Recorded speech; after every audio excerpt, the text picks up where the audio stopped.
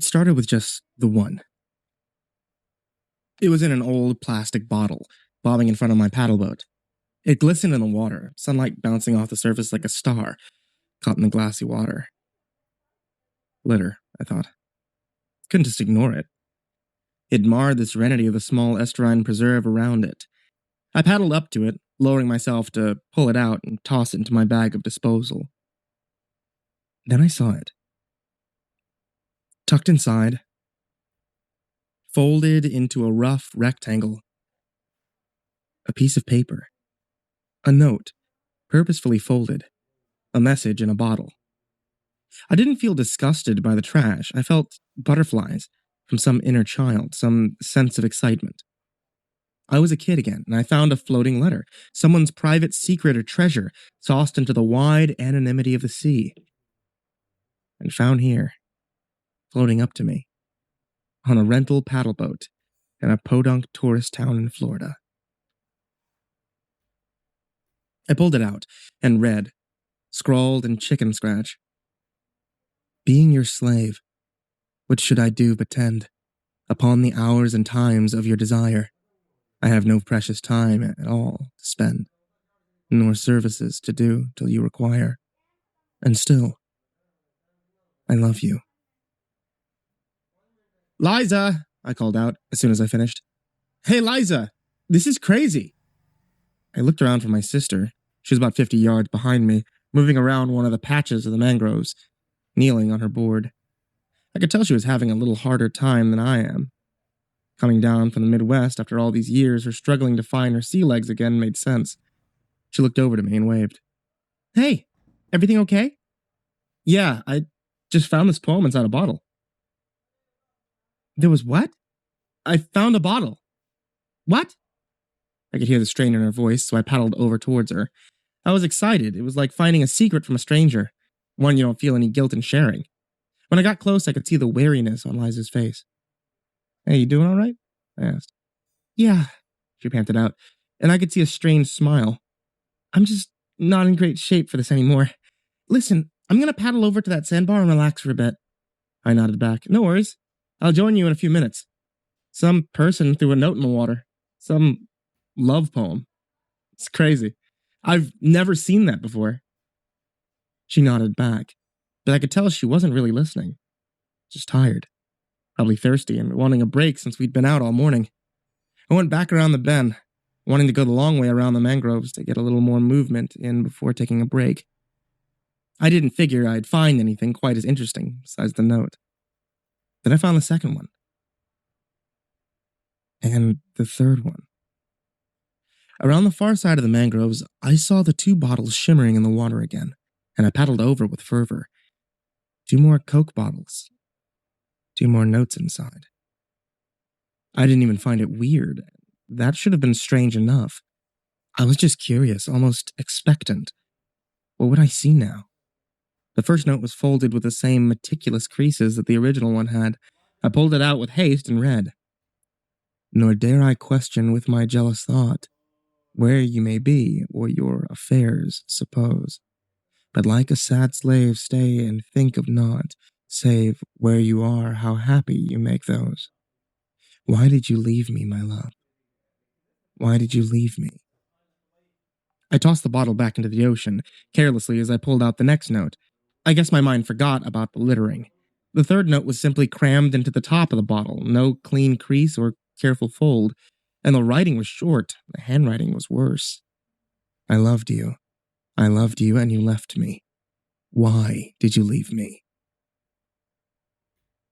I could feel a quick chill pass down my back. Even on the bright and hot light of the Florida day, I felt a chill. And suddenly, I felt very alone. I looked back for Liza, then remembered she'd moved to the sandbar. I should have gone over to her then. Instead, I saw a 4th bottle, and behind that a 5th, and behind that a 6th. I paddled towards them, where they formed a line moving into an alcove of red mango trees in the outer section of the estuary. Here the trees were taller, less well kept than the outer section, close to the rental center. Here the shadows, even at midday, were longer, and the roots seemed to hold back the current of the water so that it was still within. I reached down and grabbed the first one. I didn't really feel that same sense of wonder now.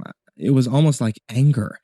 Anger at finding these secrets, anger at their being poured into the water like this. The rough note was balled into the top. I love you, and you left me.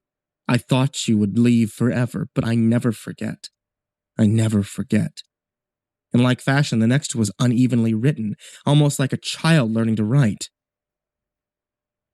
I love you, and I needed you for all these years. All these years. And the sixth. I've cried so long alone. So long, I love you, I love you.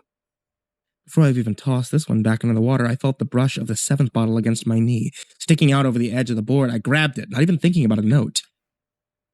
Which there was. Crammed into it again like garbage.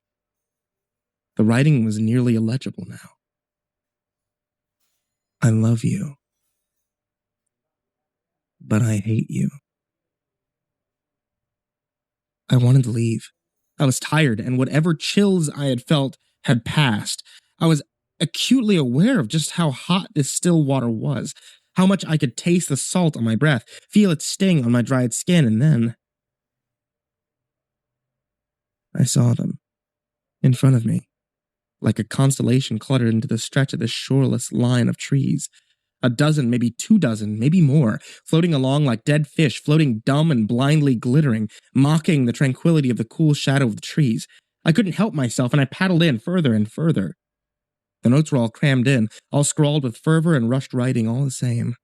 I love you, and I hate you. I love you, and I hate you. I love you, and I hate you. I love you, and I hate you. I love you, and... Something splashed in the water behind me. Breaking the silence and stillness, I turned, and I could feel my heart slam against my ribs and chest. It was nothing. No fallen tree, no animal, no person. Just the bottles. Scores of bottles. Beneath the mangroves, amongst them. Just floating. I looked around, dropping back to my knees and panting like a dog. I noticed now how loud my breath was and my heartbeat. There was no other sound besides the distant waves and small whistle through the leaves. Where were the birds, the fish? Where were the other paddlers? I didn't know how deep into the mangrove trees I'd paddled. The path had curved, forked, bottles floated everywhere, and the stretches of trees looked identical, like funhouse mirrors, and shoved into the grove. And then I saw something distinct. A canvas tarp hanging from the trees, a rain jacket, tarnished and ripped, but clear in intention. It was draped across the branches, not blown in by the wind. It was a shelter. Shelter for someone. A few plastic bags with empty plastic bottles filling them were tied to the branches of the trees there. Candy wrappers floated in the water. Someone had been here, and it had been recent. I looked into the depths of the mangroves to see if there were any other signs of habitation. It was too thick, and the branches choked out a great deal of the sunlight. With the light behind me, my eyes could not adjust to the darkness within the trees. I was on my hands and knees now, peering in. My hands shot back as I felt some object touch my fingers, grasped over the edge of the board. I looked down and saw a bottle, a green plastic one, with one more note inside. I couldn't stop. I pulled it from the water and I opened it, pulling the note from within. It was folded neatly like the first ones had been, the torn bottom from a receipt.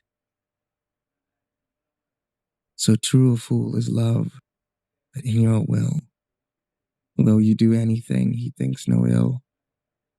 I love you, Nellie. I love you, and I want you home. I paused.